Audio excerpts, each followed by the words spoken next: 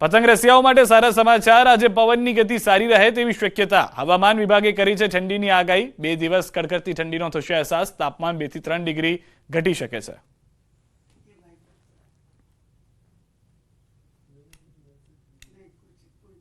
Gujarat state पे forecast है वो कोई रेन की संभावना नहीं है। और जो टेम्परेचर है वो टेम्परेचर आने वाले दिनों में अगले 5 दिन तक नोलार चेंज है और उसके बाद 2 से 3 डिग्री सेल्सियस फॉल टेम्परेचर मतलब मिनिमम टेम्परेचर फॉल होने की संभावना है। हाँ, थोड़ा जो पहले 2-3 दिनों की अपेक्षा अभी टेम्परेचर डाउन हुआ है, इसलिए थोड़ी सी ठंडी महसूस हो रही है। ठंडी बढ़ी है तो टेम्परेचर अभी मतलब गिरने की संभावना है। કોંગ્રેસે મણિપુરથી ન્યાય યાત્રાની શરૂઆત કરી છે, ત્યારે ગુજરાત કોંગ્રેસ નેતા અમિત ચાવડાએ નાગરિકોને આ યાત્રામાં જોડાવા અપીલ કરી છે।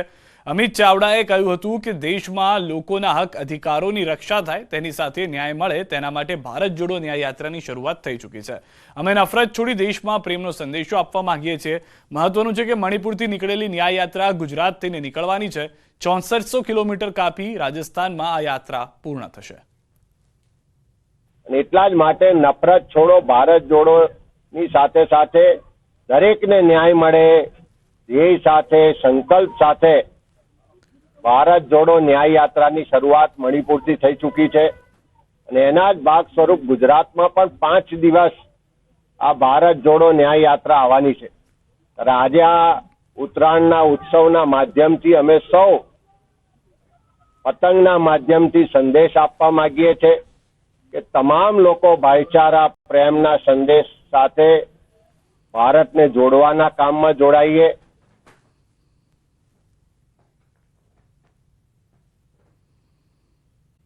આ તરફ સુરતથી સીઆર પાટીલે ચૂંટણી કેમ્પેનનો પ્રારંભ કરાવ્યો છે। આગામી લોકસભા ચૂંટણી કેમ્પેનની કરાવશે શરૂઆત।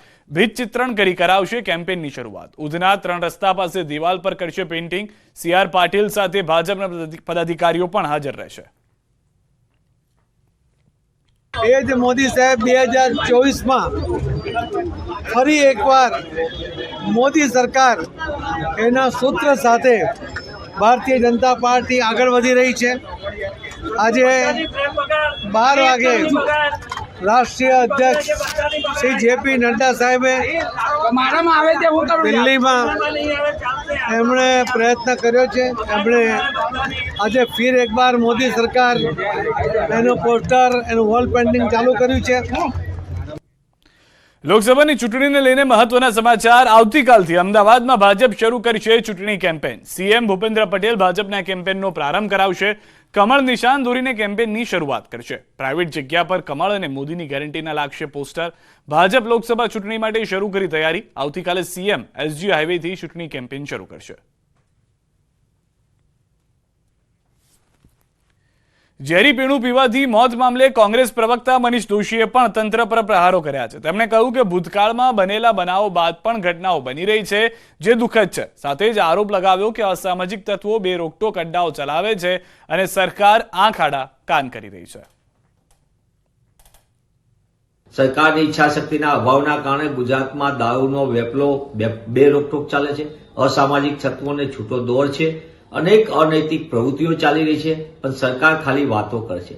ગૃહ વિભાગ ભ્રષ્ટાચારનું એપી સેન્ટર અવ્વલ નંબર ઉપર અને જે રીતે તંત્ર જાણતા છતાં પગલાં નથી ભરાતા એવું ખુદ ત્યાંના સ્થાનિક સરપંચે કીધું કે આજુબાજુના બધા ગામોમાં આ રીતે ઝેરી દારૂના વેપલાઓ મોટા પાયે ચાલી રહ્યો છે। તો સરકારને હું પૂછવા માંગુ છું, સરકાર શા માટે અસામાજિક તત્વોને આવો છૂટો દોર આપ્યો?